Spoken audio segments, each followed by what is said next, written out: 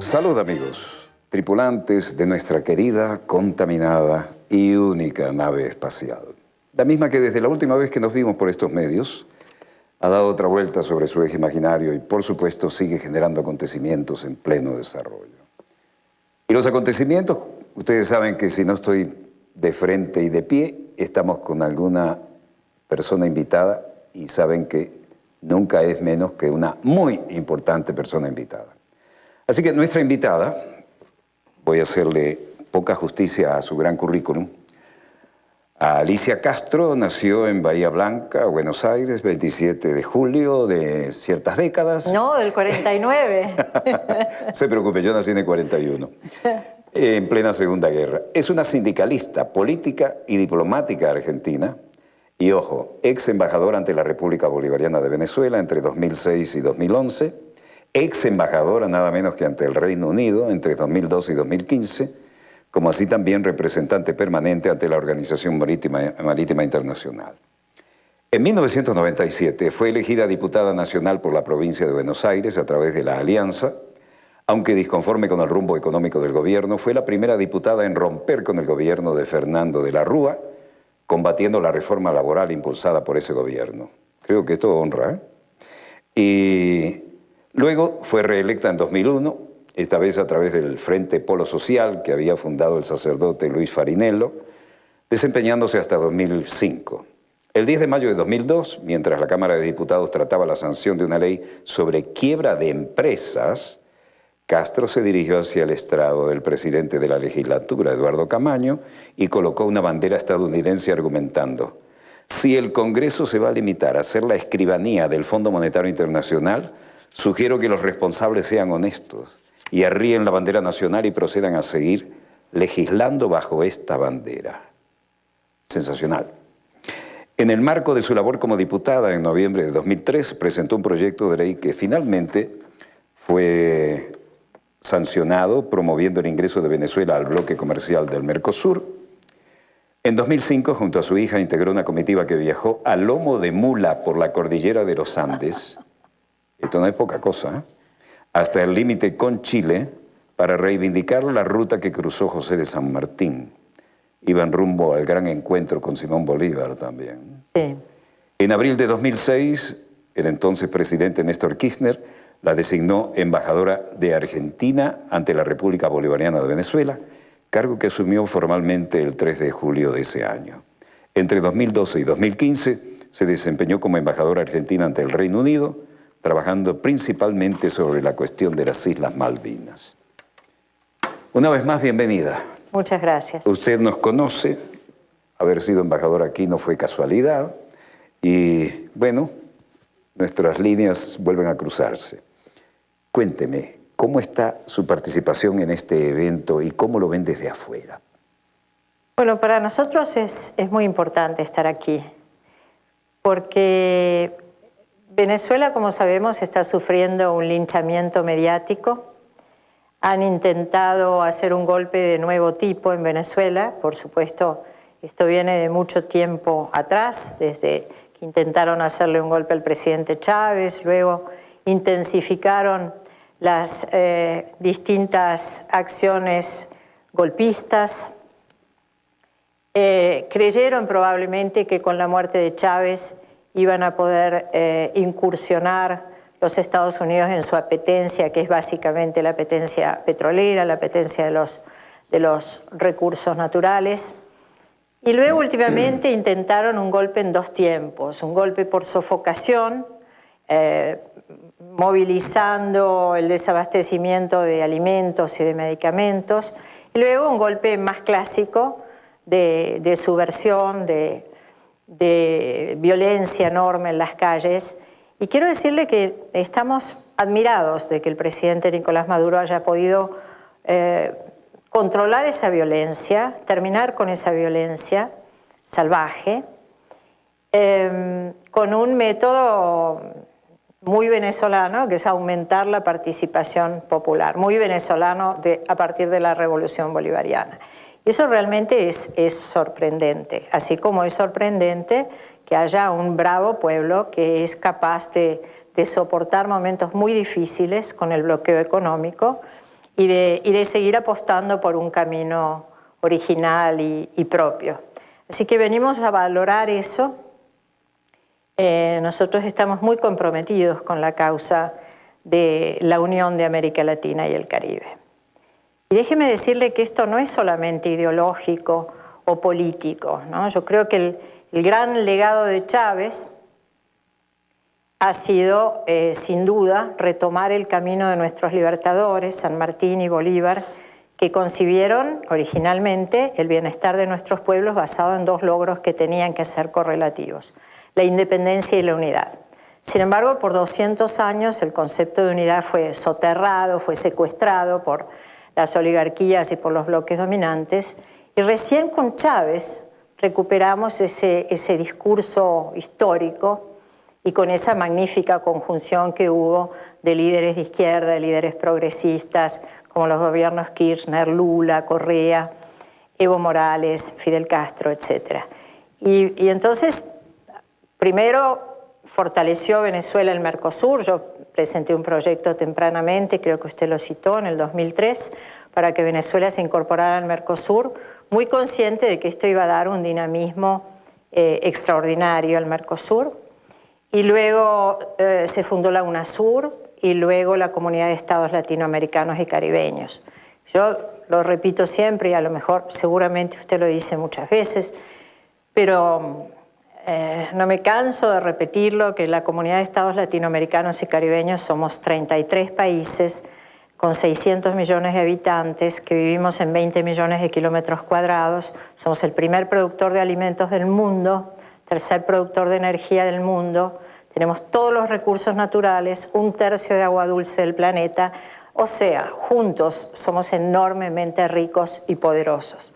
Y por supuesto hay poderes que no les interesa que nosotros seamos soberanos políticamente, seamos independientes económicamente. Hasta ahora esos poderes se mostraban abiertamente, por ejemplo, desde los Estados Unidos.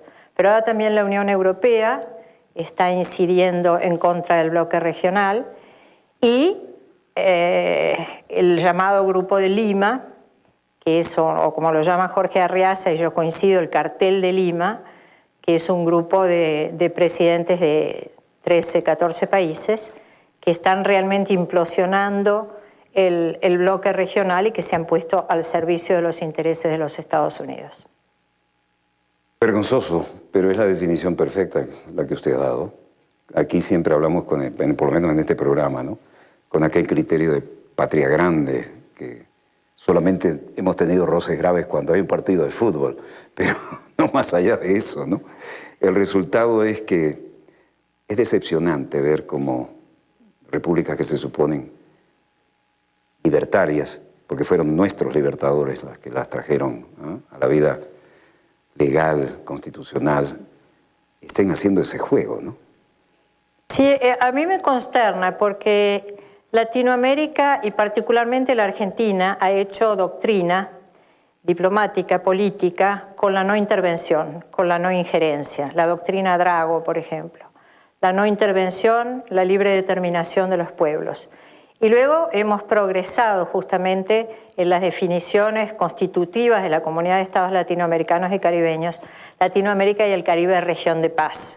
¿Qué más importante puede haber en un mundo que está, yo coincido con el Papa Francisco y lo he conversado con él, he tenido ese privilegio y esa oportunidad de que estamos viviendo en una tercera guerra mundial fragmentada, ¿no? Entonces, en este contexto, tener un continente como región de paz es el mayor valor que podemos tener, ¿no?, y que podemos infundir al resto del mundo. Y para eso, obviamente, nosotros estábamos constituyendo este bloque como una forma de contribuir a un mundo multipolar, a un mundo multicéntrico, donde no haya hegemonías, a un mundo de naciones iguales para ciudadanos iguales.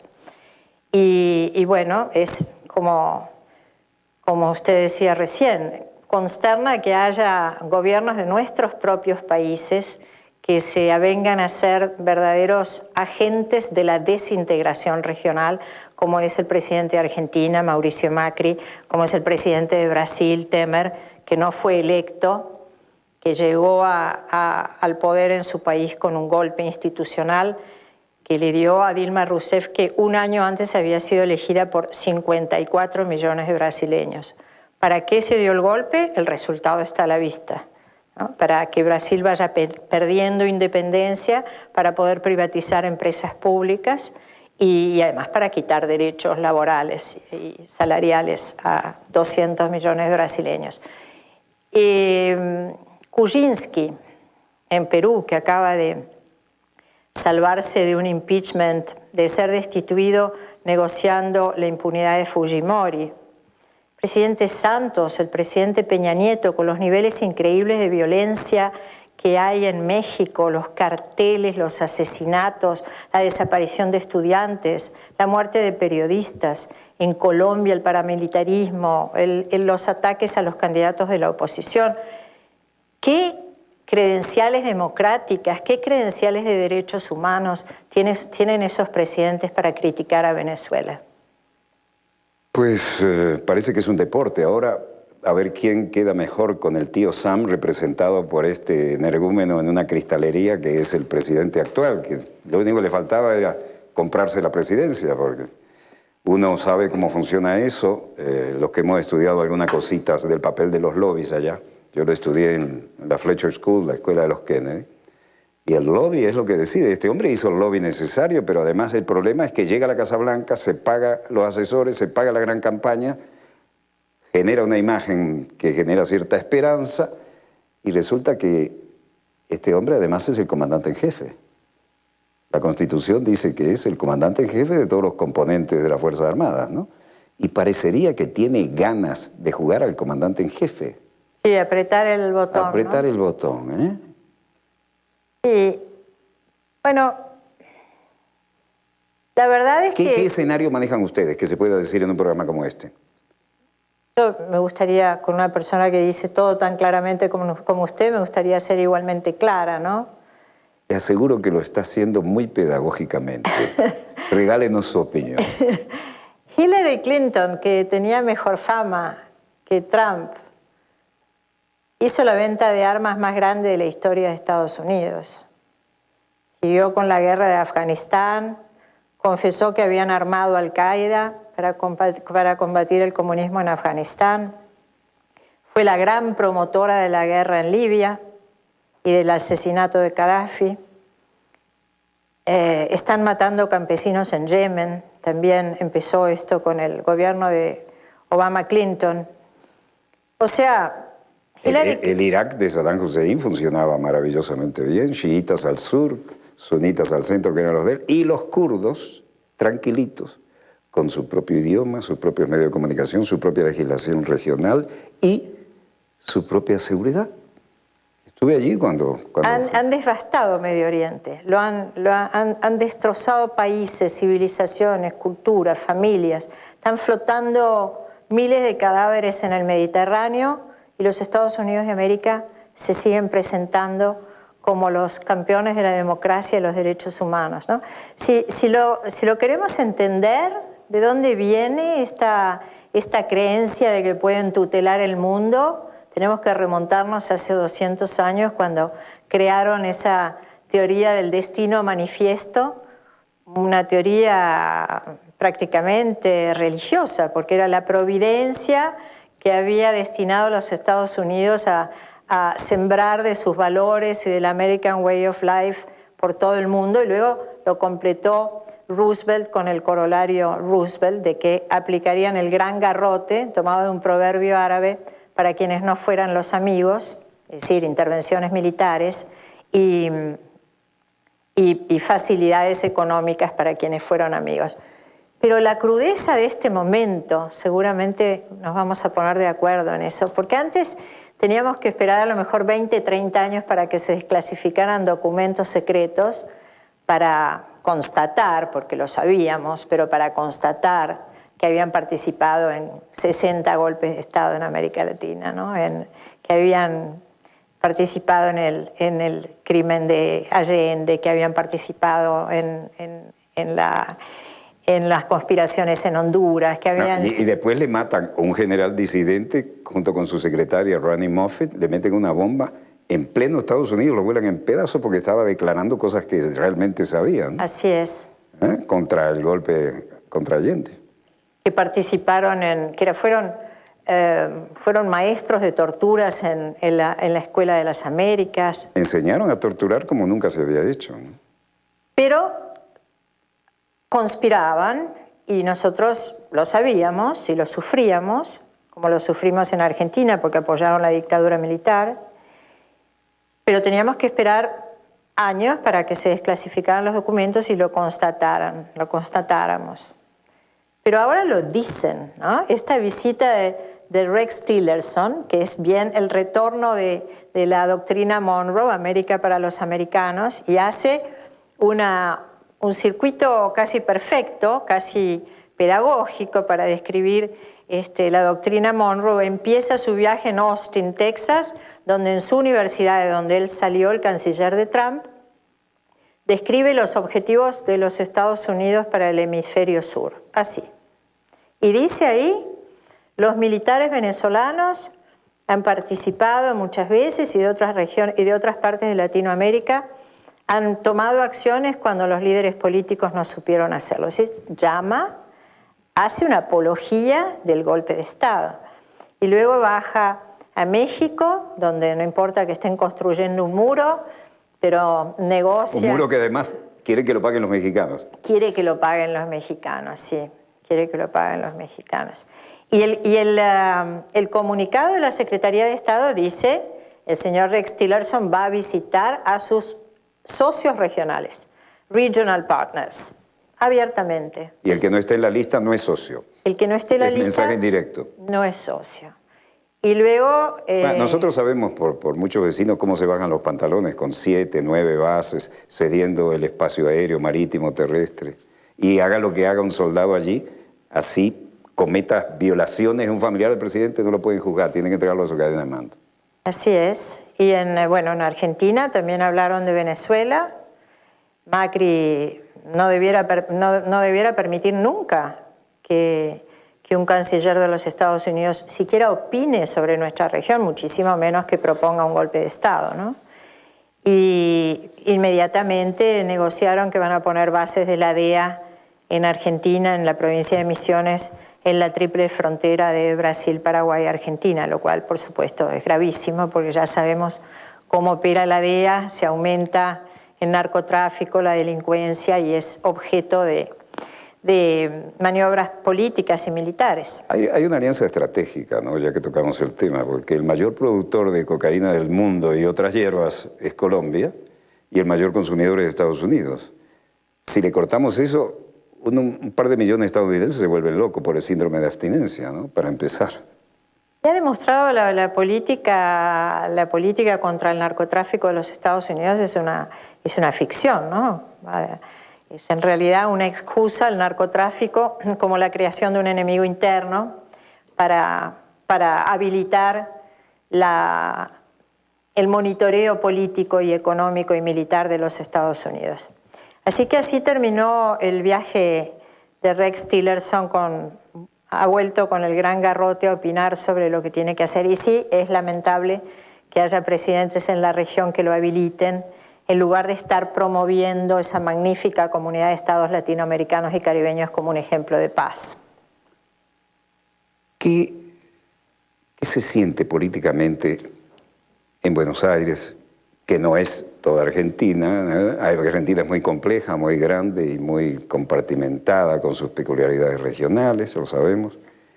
Pero ¿qué se siente con este tipo de gobierno? Yo le puedo decir lo que siento yo. No quiero decirle, hay más informaciones para este boletín. Entre mis pecados de juventud, yo fui jefe de prensa de Radio Colonia, así que sabemos de qué hablo. ¡Ah, qué maravilla! Cuando retornó Ariel Delgado, con el Gallego García, que era el dueño, el Gallego amigablemente, ¿no? Cuando manejaba Así es Boca, Crónica y Última Hora, ¿no? Y además querían Radio Colonia al final la compran porque... y viene Ariel Delgado, ¿no? Y teníamos una línea de campaña con un teléfono militar, todo pirata debajo del río, y lo dice alguien con un parche del ojo, que nos permitía, en un golpe de Estado, por ejemplo, salía el presidente de la residencia de Olivos, no había celulares todavía, pero había walkie-talkie o había el teléfono del bar de la esquina, ¿no? 11:15 salía de ahí, 11:18 estaban en el teléfono del bar, 11:20 en la redacción de Crónica y 11:22 en Colonia. Y llamaban de Central Cuyo los generales y los coroneles. ¿Por qué usted transmite eso? ¿Cómo será? Disculpe, ¿coronel qué? Del ejército argentino, sí. ¿Usted no se dio cuenta, mi coronel, que yo estoy en Uruguay? Entonces no tengo por qué decirle nada. Y hágame el favor, no me moleste que voy a cenar. ¡Pam! Y el tipo teníamos que escuchar Radio Colonia, sí. Claro. Teníamos que escuchar Radio Colonia. Bueno, llegó uno de los golpes, me acuerdo que cerraban el show en las Watts en Buenos Aires y ponían Radio Colonia. Porque fue un golpe que en la noche estaba en pleno desarrollo, ¿no? Como decimos entonces. Pero fue una cosa brutal el manejo de la comunicación y la hermandad de los pueblos, ¿no? Tratando de hacer visible lo invisible y la solidaridad, ¿no? Sí, así como nos asesinaban en conjunto con el Plan Cóndor, ¿no? Sí, después vino el Plan Cóndor, que ya fue la exquisitez, ¿no? Desde el punto de vista de Drácula. Es que, claro, a mí me sorprende esto que decían, ahora vuelvo a Argentina, pero a mí me sorprende realmente que haya gente, por ejemplo, en Venezuela, podrán opinar o querer o no querer al presidente Maduro, pero me parece realmente increíble que haya gente que quiera una intervención de los Estados Unidos como si no se estuvieran enterando lo que está pasando en Siria, en Libia, en Irak, como si no vieran los crímenes de civiles, los cientos de miles de muertos, ¿no? No tienen la menor idea de que el disco duro que les metieron les puede costar no solo la vida, les puede costar todo, familia, hogar. Yo hoy estaba revisando un documento que me señaló, que me recordó que existía Julian Assange. Yo soy muy amiga de Assange porque se asiló en la Embajada de Ecuador cuando yo era embajadora en Londres. Y Julian, en este nuevo paradigma de las comunicaciones, es un héroe, ¿no? Porque es un soldado de la verdad. Hace 5 años que está asilado en una embajada sin ver la luz del sol, por haber revelado secretos que pertenecían a una élite del complejo militar industrial de Estados Unidos, ¿no? Tiene un coraje extraordinario. Y hablando con Julian sobre Venezuela, me señaló uno de los documentos que reveló Edward Snowden recientemente. Yo después se lo voy a pasar porque a usted le interesan esos detalles. Yo sabría agradecérselos. Un documento de la National Security Agency del 2007 donde describe los objetivos de todas las agencias de Estados Unidos, los objetivos estratégicos. Entre los objetivos energéticos, en el sector energético figura Venezuela, entre los objetivos de los países que tienen que vigilar y controlar para asegurarse la producción y el transporte que sea compatible con la provisión de los Estados Unidos. Pero mucho más curiosamente que eso, hay 6 países que son objetivos permanentes de los Estados Unidos: Irán, Irak, Rusia, China, Corea del Norte y Venezuela. Y está escrito Mission F, Venezuela, disponer de agentes políticos para evitar el liderazgo del presidente Chávez y para evitar que ejerza influencia en la región en los sectores político, económico y energético. Está escrito. O sea, Venezuela es un target de los Estados Unidos. Es un militar, es un objetivo militar, político, estratégico, energético. Entonces no sorprende la cantidad de acciones que hacen, la cantidad de dinero que ponen, la cantidad de agencias que contratan, la cantidad de medios que se compran para atacar a Venezuela. Y hay un detallito técnico legal. Este señor Trump, que no sé cómo adjetivarlo al final, pasó un límite, el límite de un marco legal que en Estados Unidos se necesita para ir a una guerra. Y es la frase mágica de "a clear and present danger". Cuando hay un claro y presente peligro, es la palabra mágica para decir tenemos un caso de guerra, hay un casus belli, podemos hacer la guerra. Claro. Y esa palabrita no la pronunciaron por casualidad. Y a partir de ahora, este señor que es un bruto de una cristalería, porque se compró la presidencia, que era lo único que le faltaba, pero resulta que con la presidencia viene el cargo de comandante en jefe. Y este va a querer ser un comandante en jefe en alguna acción. Porque el cuadro psicológico del personaje lo da. Sí, además en algunos sectores, sobre todo entre los vendedores de armas, gana poder y gana prestigio, ¿no? Y volviendo a la Argentina, que usted me preguntó qué se sentía teniendo un presidente como Macri. A veces vergüenza, a veces estupor. En un país que tiene 5 premios Nobel, el país de Borges, de Cortázar, de Mallea, tenemos un presidente que no sabe hablar con sujeto, verbo y predicado. ¿Es cierto eso? Es muy difícil que termine una frase. Dice cosas como, por ejemplo, él está promoviendo un acuerdo con la Unión Europea, Mercosur-Unión Europea. Para eso expulsaron a Venezuela del Mercosur, porque Venezuela, como antes los gobiernos Kirchner o como Lula, Dilma... La conferencia de Mar del Plata todavía genera reverberancias, ¿no? Bueno, digamos, el rechazo al ALCA fue...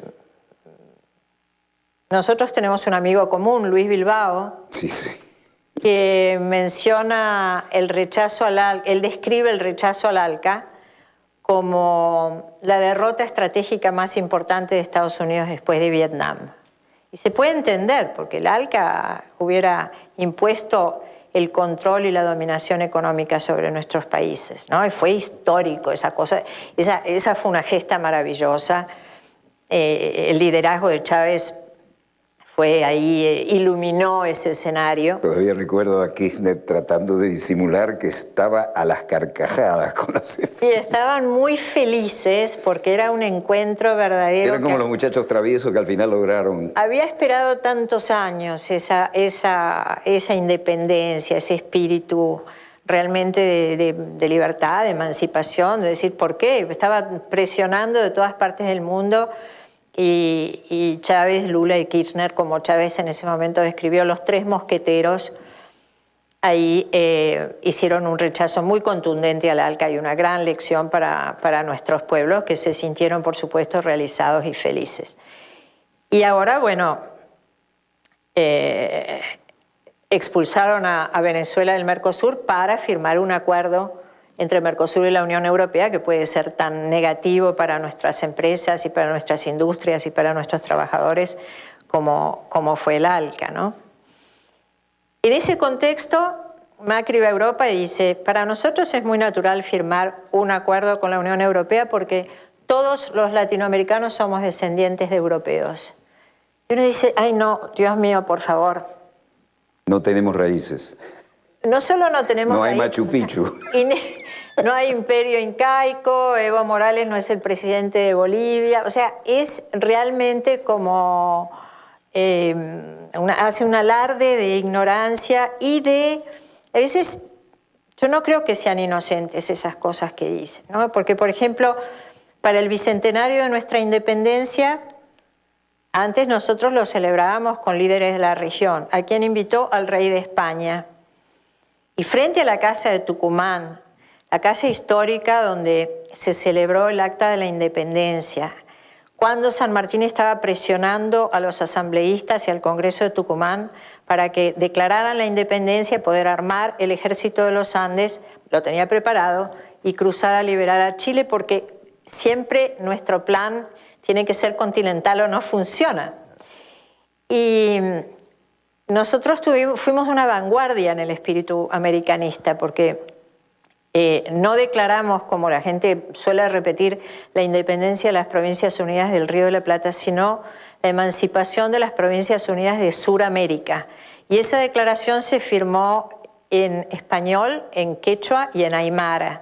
Hoy lo recordábamos con Choquehuanca.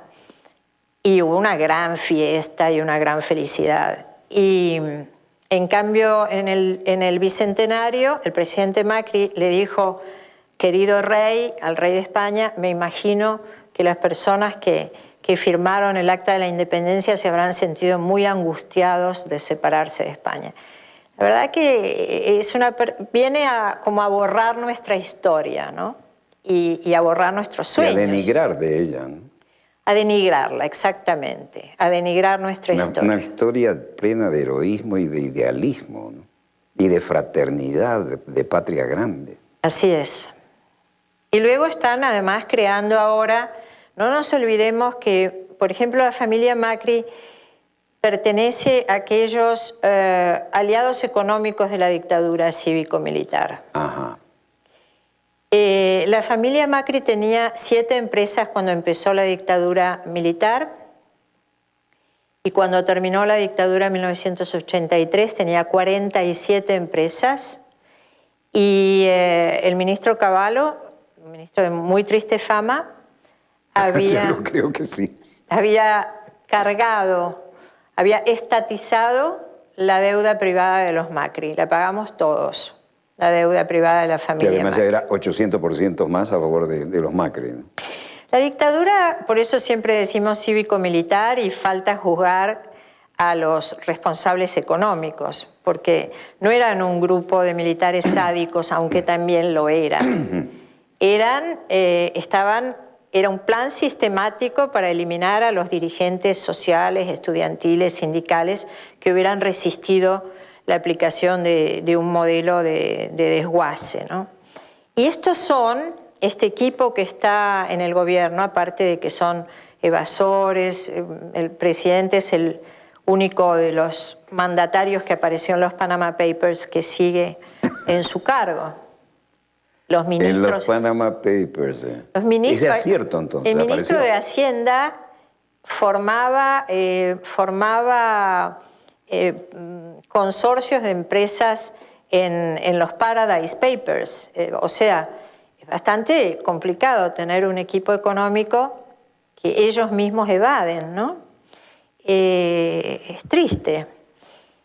Pero bueno, son producto de unas grandes campañas de marketing electoral.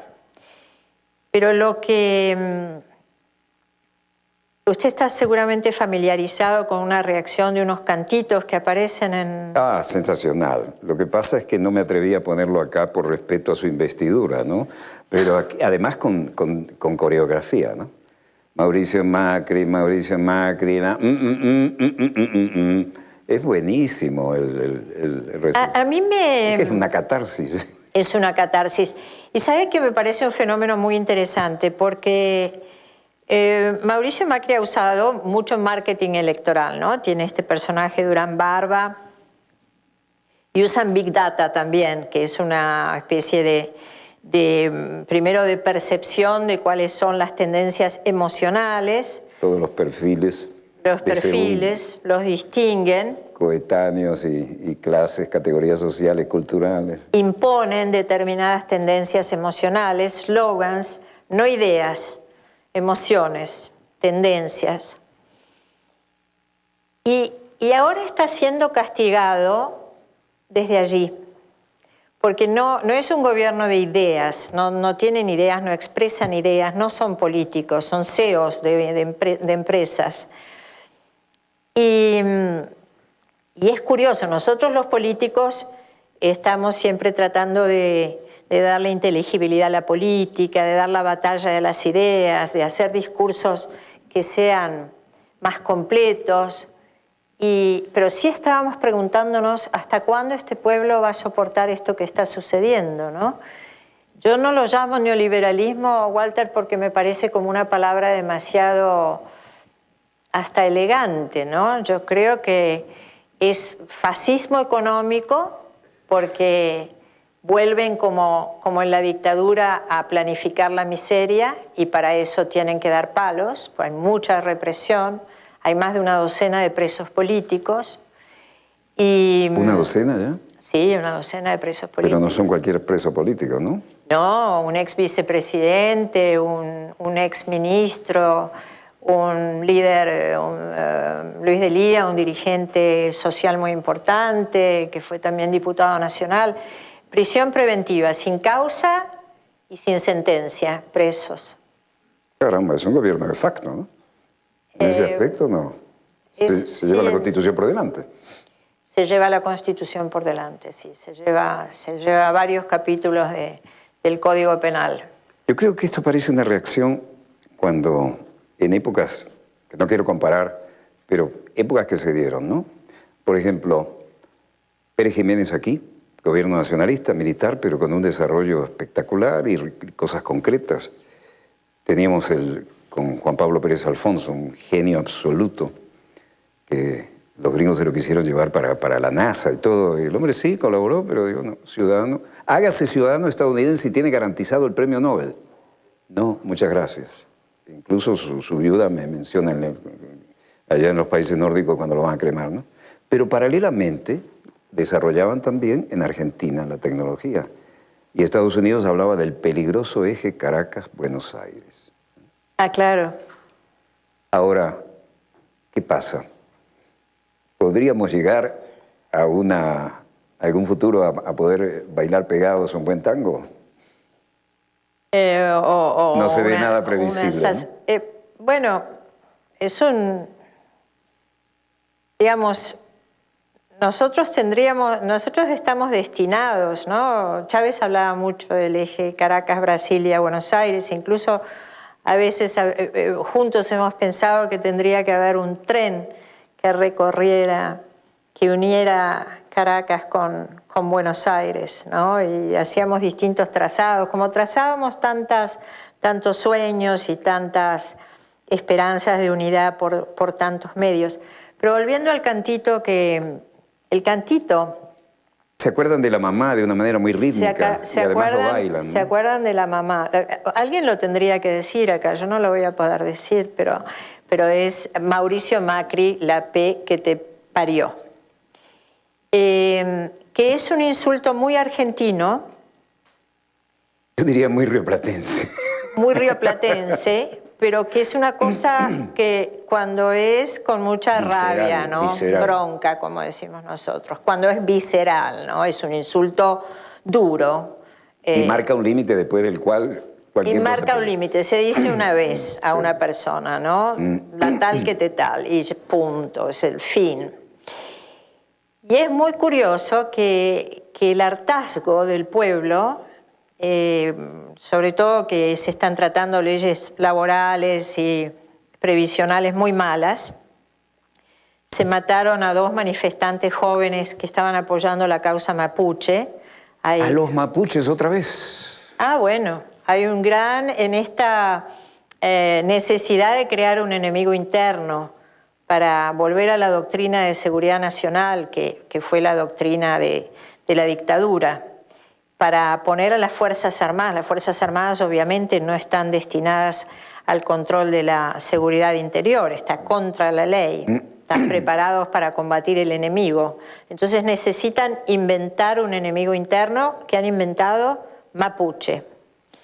¿Usted sabe, Walter, cuántas hectáreas tiene Benetton, la firma Benetton en la Argentina? Usted conoce nuestras pampas y nuestra Patagonia.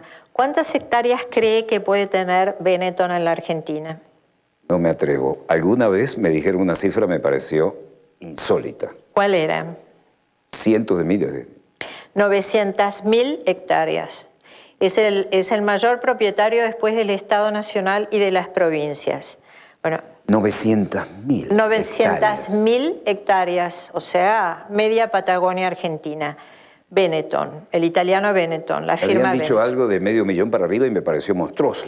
Es monstruoso, porque además tiene una triste fama también, porque es una tierra que se le regaló a un pool de lords ingleses como premio o se le dio en condiciones muy ventajosas por la intervención que habían tenido la corona británica en la primera campaña del desierto, que fue el exterminio de los pueblos originarios. Se la mandaron al estilo del oeste, ¿no? Luego sí. Indio bueno es el indio muerto. Así es. Luego después de la Guerra de Malvinas le cambiaron el nombre, le pusieron un nombre en español y lo terminó comprando Benetton durante el gobierno de Menem.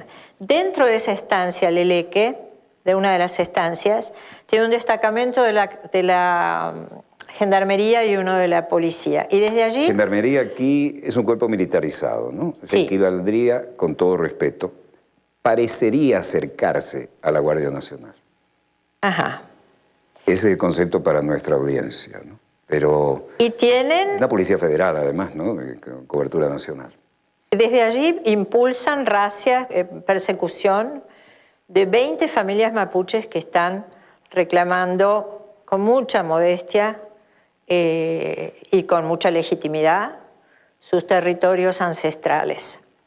Entonces ahora la ministra de Seguridad, que es un verdadero energúmeno, ha fabricado, que nosotros tenemos este movimiento RAM, Resistencia Ancestral Mapuche. Qué lindo. Es lindo. Resistencia Ancestral. A mí me han preguntado mucho porque fantasean con que están financiados en una oficina en Bristol, en el Reino Unido. Yo la verdad es que he tenido investigadores muy delicados en la embajada, porque sobre todo hay diplomáticos que se encargan de investigar sobre todo sobre Malvinas. Entonces los llamé para preguntarles, ¿alguna vez escucharon sobre una oficina británica que financia un grupo de mapuches para tener un plan de sedición, de separarse de la nación argentina? Es un completo disparate, pero ya mataron 2 personas. Un joven que se hizo muy conocido, Santiago Maldonado, blanco, no mapuche, que era un joven solidario, que estaba allí, y los persiguieron con armas. Finalmente en la autopsia dice que está ahogado, pero lo persiguieron con armas hasta el fondo de un río helado que tenía 20 grados bajo cero, y después mataron a otro joven mapuche por la espalda. Ahora la policía les apropió los caballos, y estas son buenas razones. ¿Le quitaron los caballos a los mapuches? Les decomisaron todos los caballos a los mapuches, que es la vida, ¿no? Los liquidaron. Claro. Así que así estamos, en una segunda campaña del desierto y en plena creación del enemigo interno. Bueno, estas son las cuestiones: presos políticos, saqueo, endeudamiento externo monstruoso. En 2 años agregó $132.000 millones a la deuda. 232.000. 132.000 millones. 132.000 millones. La deuda que va a ser impagable. Están contrayendo bonos de 100 años. ¿Bonos a 100 años? Bonos a 100 años. Tendrá que pagar el paraíso. El paraíso. Por eso sería tan importante que nosotros tomemos el ejemplo de Venezuela y tengamos una nueva constitución, ¿no? Yo lo propuse en el año 2002, cuando era diputada. En ese momento no me... Es la mamá de la criatura. Claro. Eso puede traer consecuencias. Bueno, es que es imprescindible, porque si no puede llegar... no hay salida. No hay salida. Se necesita un gran coraje cívico, ¿no? No llega un gobierno y hace estas cosas que está haciendo este equipo, ¿no?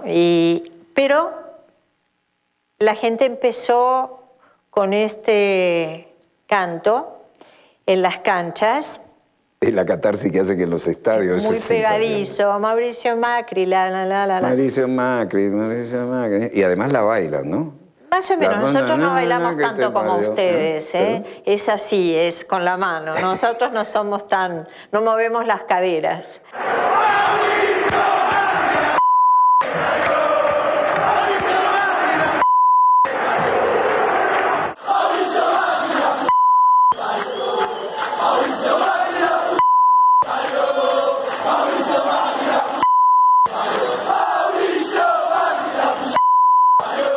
No, es cierto, el tango es vertical.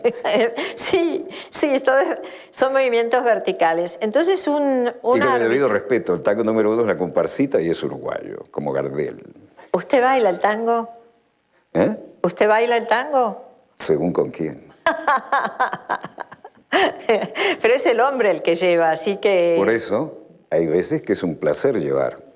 Otras veces uno se adapta por compromiso protocolar. Porque además uno toma la cintura de la dama. Ah, sí, con un dedo. Es difícil, ¿no? No, es muy agradable. Sí. Y Y ese canto, hay un árbitro macrista inmediatamente declaró que iba a suspender los partidos en donde se cantara. Y eso hizo crecer la rabia de la gente, lo canta 4 veces más fuerte. Y después entonces empezó en recitales de rock, fue Patti Smith, la cantante inglesa mítica, argentina, en el Centro Cultural Kirchner, estaba la hija de Macri, estaba secretario de Cultura de la ciudad y se lo cantaron completo. Se cantó en el Teatro Colón el otro día. ¿qué tal? El Teatro Colón. En el Teatro Colón. Y la gente el otro día, ayer o antes de ayer, me pasaron, estando yo acá, un videíto en una pizzería. Y es muy interesante desde el punto de vista semiótico y comunicacional. Se ve que en una pizzería muy popular, grande, estaba puesto TN, que es la cadena Todo Noticias que pertenece a Clarín. Son los grandes aliados mediáticos del gobierno. Es decir, la ultraderecha económica. La ultraderecha económica. Y ya además hay una censura de prensa extraordinaria. Ya no está más ni Víctor Hugo Morales, ni Berbisky en Página 12, ni Roberto Navarro. Salió el otro día otro periódico. Gran censura periodística. Me duele por Víctor Hugo porque yo le hice la primera prueba de micrófono en Radio Colonia. Ahí La empezó primera historia. prueba de micrófono. Él llegó con una... muy gaucho, ¿no? Mire, yo necesito trabajar, estoy estudiando y aquí no hay trabajo, excepto cuando ahí llega el verano y el gran turismo de la histórica Colonia. A mí no me importa lo que sea, pero necesito trabajar. Le doy charla. Llamo al jefe de locutores y le digo, bueno, no el jefe era yo porque todo gira alrededor de prensa, ¿no? Le digo, fulano, ¿por qué no le haces una prueba de micrófono a este muchacho? Lo probamos y el resto es historia. Y el gallego García, como le decíamos amigablemente, el gestor de Crónica, así es Boca a última hora, se entusiasma con él y llegamos a hacer cosas.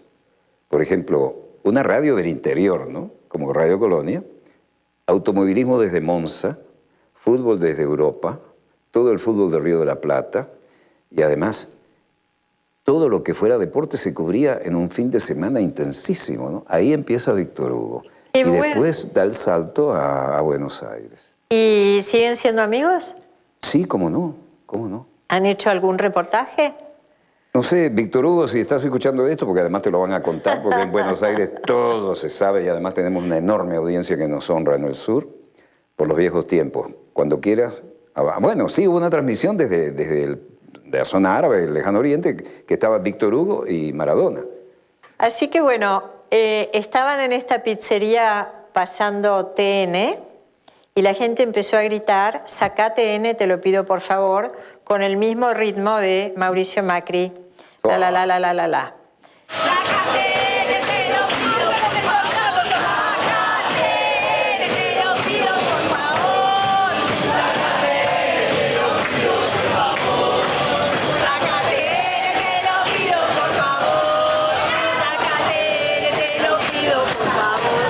Después un pianista hizo una versión tipo Rachmaninoff. ¿Qué tal? Y entonces las redes, yo recomiendo que se metan en Twitter y miren las redes con la cantidad de versiones de hartazgo, de un hartazgo que sale del mismo rango en el que ellos han operado, del rango de las emociones.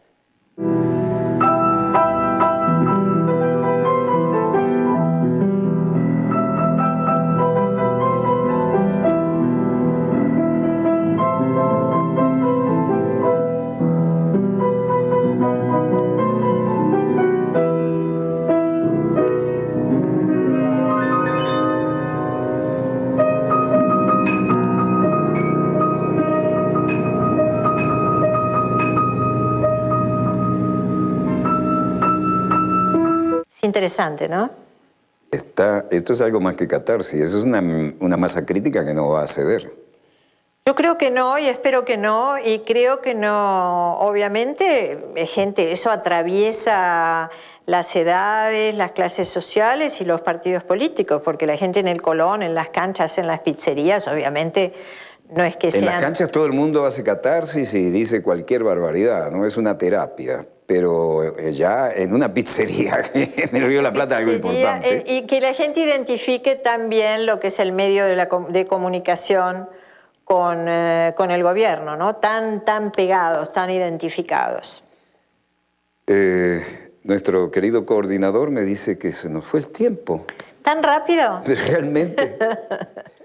En Biasa el tiempo pasa volando. Nuestra querida Biasa, que fue objeto de una manipulación terrible. La primera en jet, la primera en fuselaje ancho. Era un placer, era la alfombra mágica. Todavía conservo todo aquello.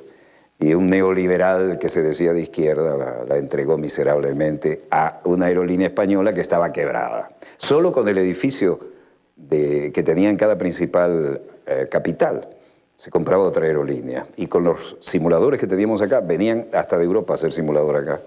Bueno, para decirle algo, nuestra oficina en Buenos Aires era un enorme, interesante edificio moderno frente al obelisco. Eso era el ombligo de Buenos Aires. Me acuerdo muy bien. Yo fui dirigente sindical de los aeronavegantes, y fui vicepresidenta de la Federación Internacional de Trabajadores del Transporte, y vinimos en alguna oportunidad con la ITF a tratar de organizar a los trabajadores de Conviasa, los gremios muy divididos. Sí. Y de Viasa, perdón, después fue Conviasa. Y en Aerolíneas Argentinas dimos una pelea parecida.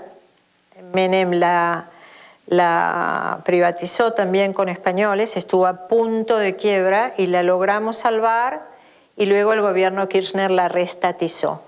Los pilotos de Biasa tenían la licencia estadounidense, la licencia holandesa, la licencia venezolana y no sé qué otra más. Y cuando necesitaba KLM una tripulación sin transición, así, pum, pum, ok, te prestamos una. Yo creo que hay mucha gente que no, incluso en los gobiernos, que no se ha dado cuenta de la importancia de tener una herramienta, una aerolínea de bandera, que es una herramienta estratégica para el desarrollo político, geopolítico, comercial, turístico. Yo cada vez que tenía que ir al Lejano Oriente, Europa, lo que fuera, Naciones Unidas, peleaba por montarme en Biasa, ¿no? Esto ha sido un placer, pero se terminó. Los gestos del... usted y yo lo vamos a entender. El coordinador está haciendo más gestos que el penado 14. Eso es muy tanguero, ¿no? Qué gusto haber hablado con usted, pero se me terminó el tiempo. ¿Quiere redondear algún pensamiento? Quiero simplemente agradecerle esta oportunidad de diálogo de patria grande. Ese es el concepto que reivindico todos los programas. Somos compatriotas, yo de verdad acá me siento en casa, ¿no? No solo porque he vivido casi 6 años y porque he acompañado tempranamente a la revolución bolivariana del comandante Chávez, sino porque... Usted como embajador aquí jugó un papel más que interesante. Creo que no todo se puede decir, ¿no? Yo creo que sí, todo se puede decir, sí, como que no. Bueno, yo me siento honradísimo de que usted haya abierto un tiempo en su agenda para compartir este diálogo. Además, hubo varios toques nostálgicos, ¿no? Tenemos mucha más baraja, pero llegamos hasta aquí porque se terminó el tiempo. Le deseo el mayor de los éxitos. Que la Virgen de Luján, si es su patrona, así como la chinita de la nuestra, sigue por buen camino. Y en eso la emoción a veces nos traiciona, ¿no? Porque lo que sentimos, la patria grande en las entrañas, sabemos lo que se está jugando. Sí, claro, y además sabemos que si cae Venezuela, cae América. Somos muy conscientes, así que acá estamos, soldados y soldadas de esta revolución, que somos muchos, ¿eh? Tuvimos estos días un encuentro internacional con 300 delegados, realmente comprometidos y muy conscientes con el papel que podemos jugar para decir la verdad sobre Venezuela. Eso es objeto de las mayores tergiversaciones y, bueno, no hay nada que yo quiera agregar porque se nos terminó el tiempo y ahora sí, el implacable y muy correcto espartano coordinador que tenemos dijo, hasta aquí llegó el boleto. Dios la bendiga. Y muchas gracias, queremos contar igualmente con usted cada vez que pase por acá. Muchísimas y será un honor gracias. tenerla en el programa. Muchas gracias, el honor es mío. Equipo, ¿cómo quedó esto? ¡Bien! ¿Cómo? Muy bien. Y ponga usted las cámaras, señor director.